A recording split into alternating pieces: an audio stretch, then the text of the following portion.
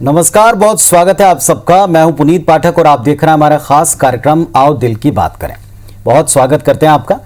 Corona virus ने इन दिनों सबको बड़ा परेशान कर रखा है। आंकड़े भले ही घटे हों, लेकिन आंकड़े घटने के बावजूद अब भी इस वायरस का, इसकी लहर का, संक्रमण का डर लोगों के बीच में है और कई सारे डर इससे जुड़ते हैं। लोगों की रोजी रोटी, लोगों के परिवार की सेहत, ये सब कुछ मानसिक सेहत पर असर डाल रहा है। मीडिया में आती खबरों ने लोगों को बहुत घबराहट का, डिप्रेशन का शिकार बनाया मानते हैं, लेकिन इन खबरों के बीच में कुछ राहतों की अच्छी खबरें भी आप तक पहुंचाते रहें। लोगों में पैनिक अटैक, डिप्रेशन, इन सब की समस्याओं में इजाफा होने पर हमने वो मंच दिया जिस पर लोगों की मानसिक सेहत का हम अक्सर जिक्र करते हैं। कैसे आप इसे सुधार सकते हैं, एक्सपर्ट को इस पर जोड़ते हैं। किन आदतों से कोरोना के इस मुश्किल दौर से हम उबर सकते हैं, अब इसकी बात करेंगे। कैसे खुद को स्वस्थ रख सकते हैं, इन विषयों पर चर्चा करेंगे। तो आज बातचीत के लिए हमारे साथ में पैनल में एक नहीं दो एक्सपर्ट हैं। मध्य प्रदेश में राज्य आनंद संस्थान के सीईओ अखिलेश अर्गुल साहब हमारे साथ में जुड़े हुए हैं और mental health expert doctor Nilesh Arya साहब भी हमारे साथ जुड़े हैं। आप दोनों को नमस्कार। आप दोनों का हमारे खास कार्यक्रम में बहुत बहुत स्वागत है। तो चलिए शुरू करते हैं हमारा ये जो खास कार्यक्रम है, आओ दिल की बात करें। और सबसे पहले हमारे साथ अखिलेश अर्गुल साहब जो कि सीईओ हैं राज्य आनंद संस्थान के, उनसे हम बात करते हैं। अपने आप में इस दौर में आनंद की चर्चा करना जो हर वक्त हमारे लिए बड़ी जरूरी है, लेकिन एक ऐसा संस्थान जिसका नाम ही आनंद है, इसकी भला किस तरह की आवश्यकता आज के दौर में आप देखते हैं? सभी दर्शकों को नमस्कार। जी नमस्कार। मेरे ख्याल से आपने देखा होगा, अनुभव किया होगा कि हमारे देश ने, हमारे प्रदेश ने विगत 3 दशकों में काफी आर्थिक प्रगति करी है। लेकिन जब हम वर्ल्ड हैप्पीनेस रिपोर्ट देखते हैं तो हम पाते हैं कि हम दुनिया की 6वीं सबसे बड़ी अर्थव्यवस्था होने के बावजूद हम हैप्पीनेस रिपोर्ट में काफी पीछे हैं, 139वें स्थान पर। ये आंकड़े कहीं न कहीं दर्शाते हैं कि हमारी आर्थिक संपन्नता और खुशी के बीच में कोई सीधा संबंध नहीं। एक और बात पिछले 2 दशक में सामने आई है कि हमारी सफलता और खुशी के बीच में भी कोई सीधा संबंध नहीं। जरूरी नहीं है कि अगर हम अपने जीवन में सफल हैं तो हम खुश भी। एक और आंकड़ा मैं आप लोगों के सामने रखना चाहूंगा कि आज से 50 वर्ष पूर्व जो अवसाद यानी डिप्रेशन आने की उम्र थी वो 29.5 वर्ष थी और आज घटकर 14.5 वर्ष। इन सब आंकड़ों को देखते हुए राज्य शासन द्वारा यह निर्णय लिया गया कि हमको खुशी के लिए, आनंद के लिए भी कुछ करने की जरूरत है और इसी सिलसिले में राज्य आनंद संस्थान की स्थापना सितंबर 2016 में हुई।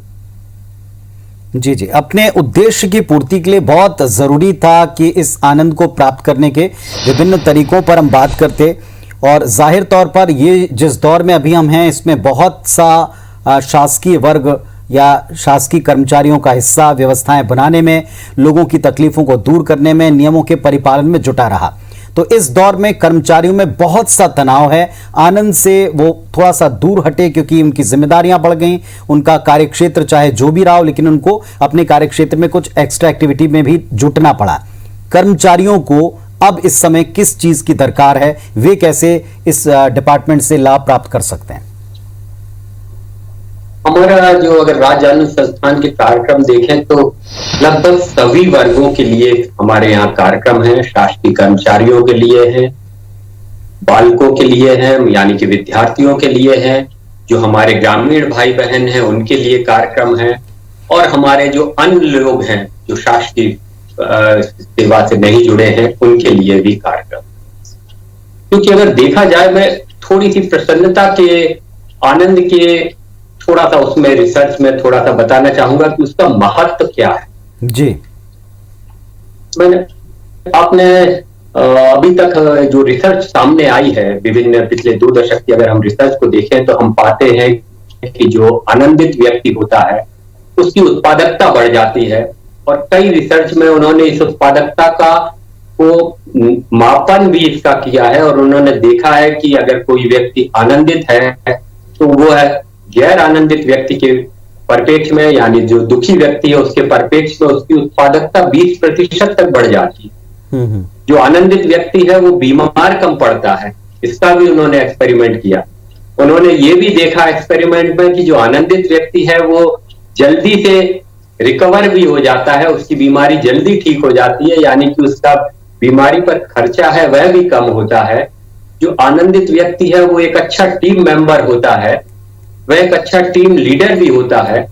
और जो आनंदित व्यक्ति है वह समस्या के स्थान पर समाधान की दिशा में सोचता है, समाधान की दिशा में कार्य करता है।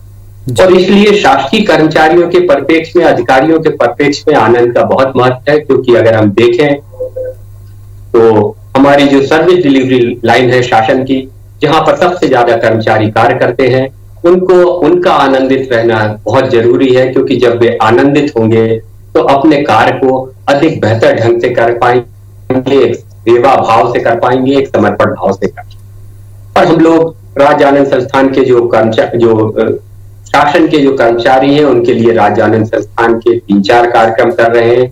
जो आओ मिलकर बात करें, यह भी एक कार्यक्रम उन्हीं के लिए है। हम जो डॉक्टर्स और पैरामेडिकल्स हैं उनके साथ में अल्पविराम कार्यक्रम कर रहे हैं। जो आम पब्लिक है, जो आम जनता है, उनके साथ भी अल्पविराम कार्यक्रम कर रहे हैं। बच्चों के लिए हमारा आनंद सभा कार्यक्रम है। इस तरीके से हर एक वर्ग के लिए कुछ ना कुछ कार्यक्रम हम कोरोना संक्रमण काल में भी कर रहे हैं। वर्तमान में हमारे ये सारे कार्यक्रम ऑनलाइन हो रहे हैं, वेबसाइट के माध्यम से पंजीयन होता है और कोई भी व्यक्ति कार्यक्रम में भाग ले सकता है। सभी कार्यक्रम निःशुल्क। जी, चलिए, आपने बहुत इंटरेस्टिंग जो हमको बताएं कि जैसे अल्पविराम कार्यक्रम और साथ ही साथ बच्चों के लिए आपने कुछ कार्यक्रमों का जिक्र किया, इसके विस्तार में जाएंगे। लेकिन हमारे साथ में एक और एक्सपर्ट हैं, मेंटल हेल्थ के ख्याल करने वाले डॉक्टर नीलेश आर्य जी। डॉक्टर साहब, सबसे इंपॉर्टेंट बात यह कि इस समय दिमाग में इतने सारे तनाव हैं, इतनी सारी विपरीत परिस्थितियां हैं कि इस समय आप जैसे एक्सपर्ट की बेहद आवश्यकता है। धन्यवाद आपको कि आपने हमको वक्त दिया, दर्शकों को वक्त दिया। सबसे इंपॉर्टेंट चीज ये कि तनाव दूर करने का सबसे आसान तरीका योग मेडिटेशन को बताया गया, लेकिन ये बिना एक्सपर्ट के गाइडेंस के हो नहीं सकता। गाइड करें कि मेंटल हेल्थ में इन दोनों से हम कैसे अपने तनाव को दूर रख के थोड़ा आनंद की तरफ जा सकते हैं। नमस्कार, बहुत बहुत धन्यवाद जी। अभी मैंने हमीदिया हॉस्पिटल में पेशेंटों के बीच में काम करते हुए, मैं Gandhi medical college Hamidia hospital से एसोसिएटेड हूँ, वहां पे काम करते हुए पेशेंटों को मैंने देखा तो समझ में आया कि उनके अंदर एक चिंता का माहौल है। एक चिंता इस बात की भी है कि मैं यहाँ अकेला हूं, मेरे घर के लोगों को क्या हो रहा होगा। जब भी मैं पीपीई किट उतार के नीचे आता था और आके उनके परिवार के लोग मुझे पूछते थे कि हमारे भैया, हमारे चाचा, हमारे रिश्तेदार कैसे, तो ये भी समझ में आता था कि पेशेंट की मेंटल हेल्थ तो ठीक है, उनके परिवार के लोगों को भी एक चिंता, एक डर, एक भय है कि इससे कैसे निकल पाएंगे।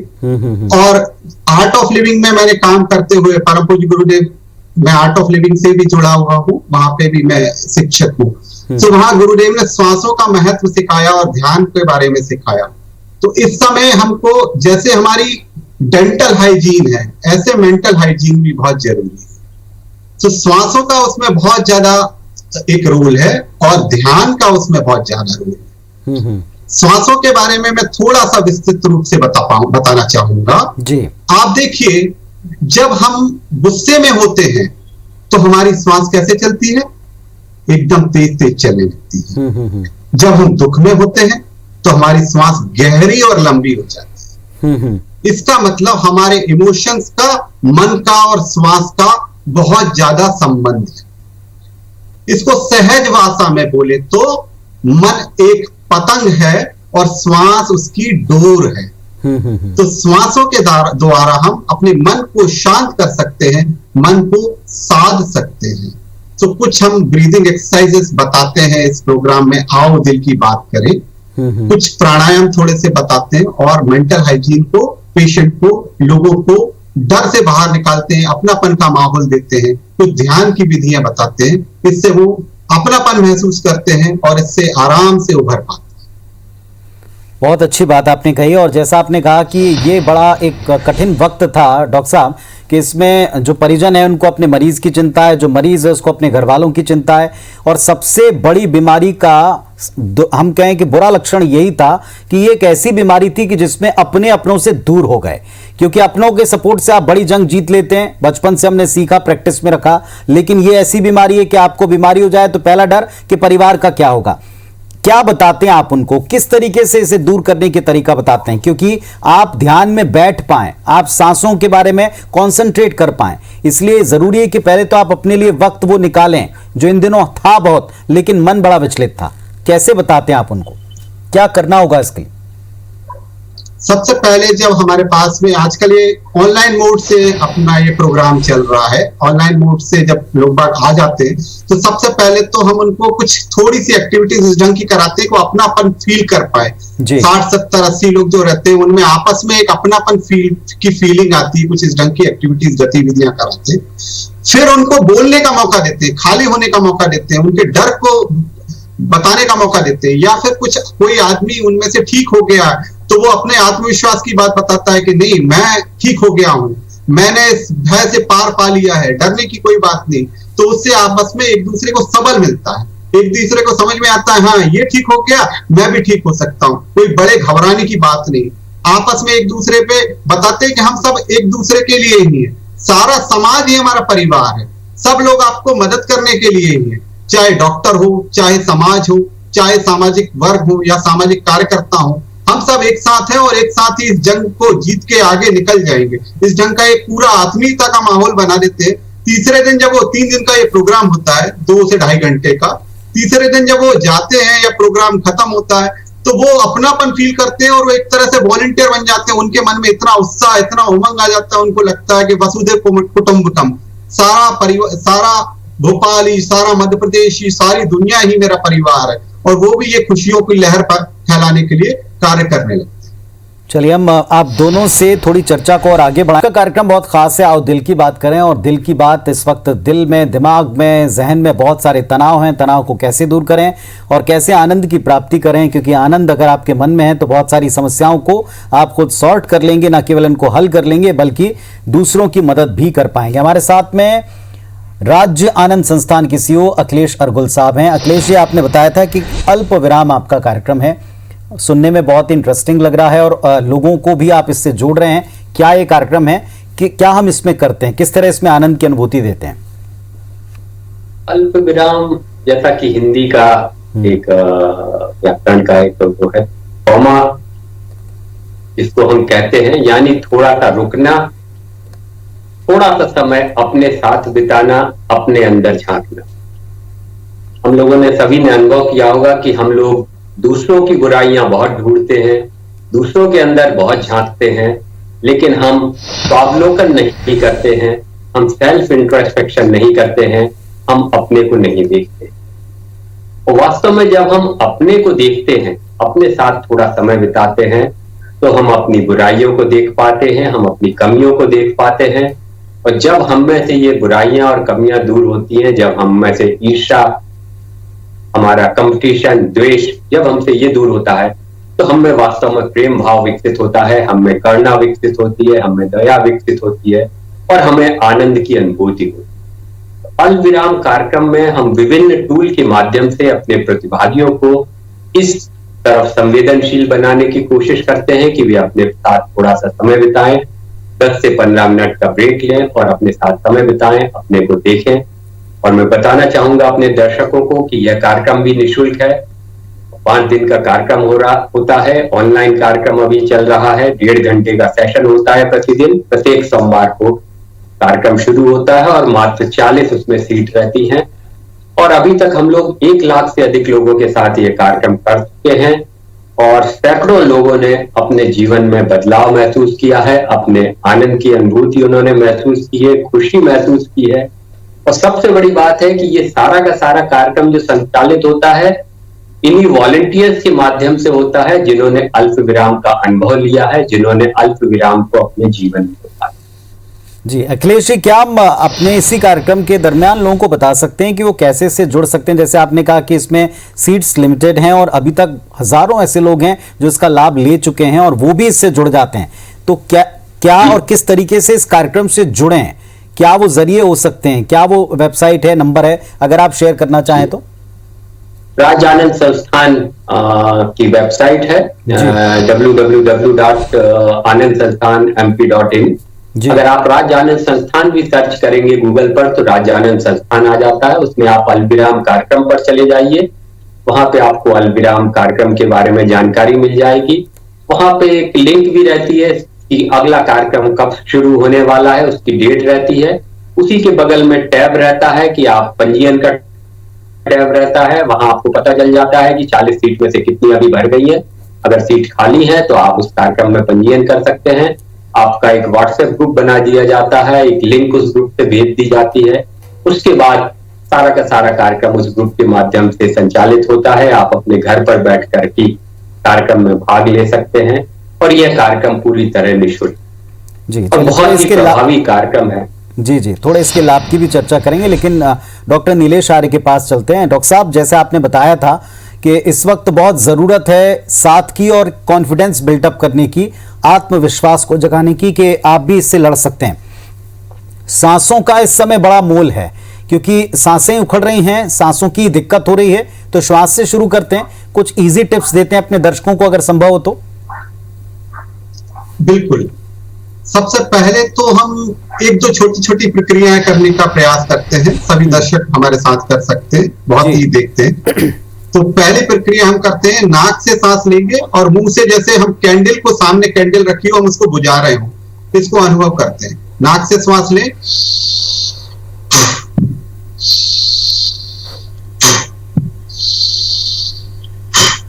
इस प्रक्रिया को 3 से 5 बार करें। फिर एक और दूसरी प्रक्रिया होती है इसी ढंग की, नाक से श्वास लेंगे और मुंह से स्ट्रॉ की तरह हम छोड़ेंगे श्वास को। तो नाक से सांस लेके श्वास लेंगे,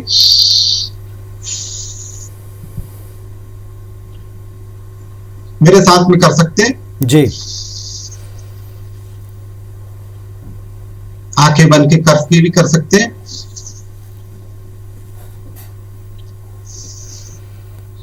तो आप देखेंगे कि पहले जो हमारा माइंड थोड़ा सा डिस्टर्ब है, बैठने को तैयार नहीं है, हमारा मन हमारी बात सुनने को तैयार नहीं है, वो बहुत कुछ शांत होने लगता है, मन सुनने लगता है, थोड़ी सी बेचैनी कम होने लगती है। इसके बाद में फिर हम सेकंड स्टेज पे आते हैं। सेकंड स्टेप होता है जिसमें नाड़ी शोधन प्राणायाम कराते हैं जी। नाड़ी शोधन प्राणायाम में एक मुद्रा बनाते हैं जिसको बोलते हैं चिन्ह मुद्रा। लेफ्ट हैंड से चिन्ह मुद्रा बना लेते हैं और राइट हैंड से हम ऐसे एक पोजीशन बना के बीच में जहां पे हम तिलक लगाते हैं वहां पे 2 उंगलियों को रख सकते हैं।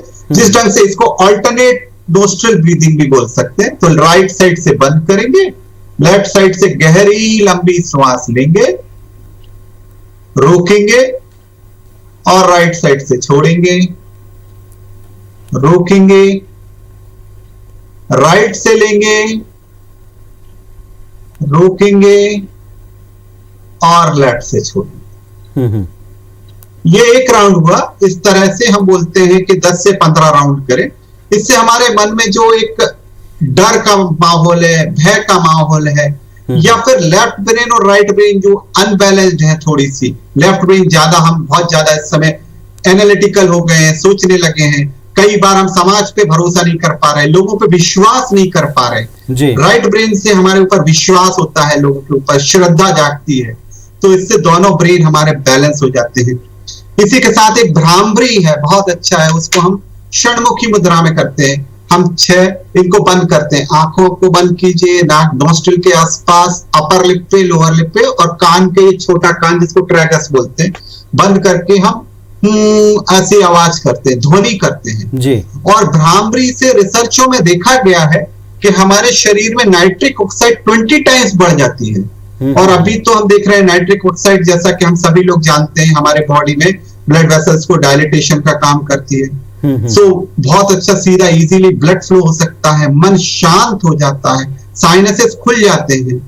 तो इसका ये लाभ है। इसी के साथ हम 2-3 मुद्राएं भी इस प्रोग्राम में बताते हैं। एक बहुत हाथों की जो पोजीशन कर लेते हैं उसको मुद्रा बोलते हैं। सो एक मुद्रा है जिसका नाम है प्राण मुद्रा। हाँ, ऐसे विक्ट्री का जो साइन है, इस ढंग से हम करके दोनों हाथ से प्राण मुद्रा करके और अपने हाथ अपने थाइस पे रख के आंख बंद करके 5 से 10 मिनट तक बैठ सकते हैं जी। दूसरी मुद्रा हम बताते हैं उदान मुद्रा।